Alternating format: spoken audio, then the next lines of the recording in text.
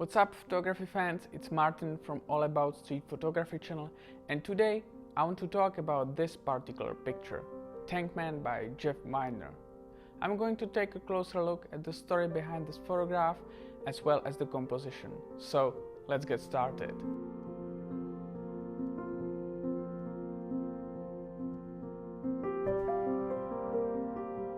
The photograph we are looking at was taken in 1989.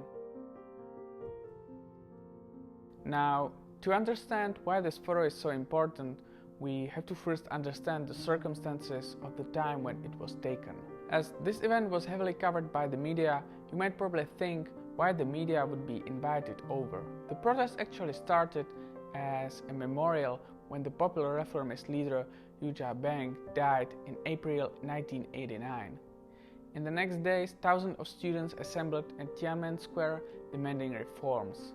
The protests grew week after week to more than 1 million people. During that time, the leader of Soviet Union, Mikhail Gorbachev, arrived to China to improve the relations.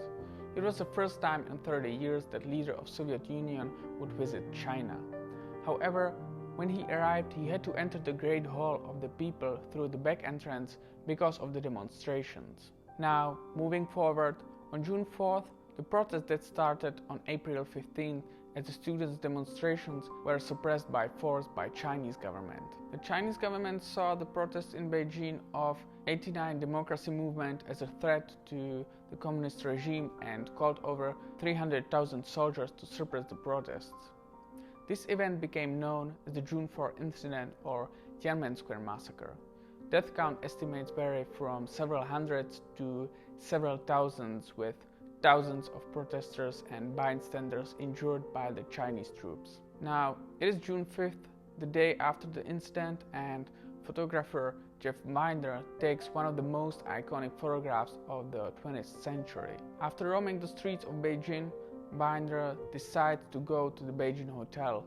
It is not an easy task since the hotel security is determined not to allow photojournalists to keep their cameras. With the help of an American college student, Kirk Martson, he is able to hide in his room on the 4th floor. After some time, Widener runs out of film and asks Martson to get him some more film rolls. He gets back after a few hours with one roll of film. A line of tanks is coming towards Widener when suddenly a guy with probably shopping bags walks in front of the tanks and stops just in the middle of the road. It is, however, too far to take a good shot. Widener reaches for his teleconverter, puts it on the lens and takes 3 shots from the balcony. The first 2 are blurry, the last one is sharp. Jeff Widener just took one of the most iconic photographs of the 20th century, and the next day the image is everywhere. After all those years, the Tankman still remains unidentified, which makes him a great symbol of resistance.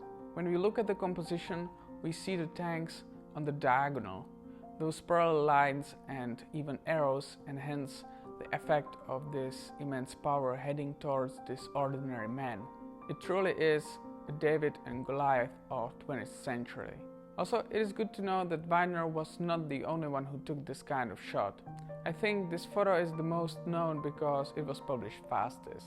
It is an iconic picture, and I think it is important to remember historic events like this, especially nowadays. I hope you liked today's story behind this picture. If you did, feel free to give it a like. Thank you for watching, and I will see you in the next video.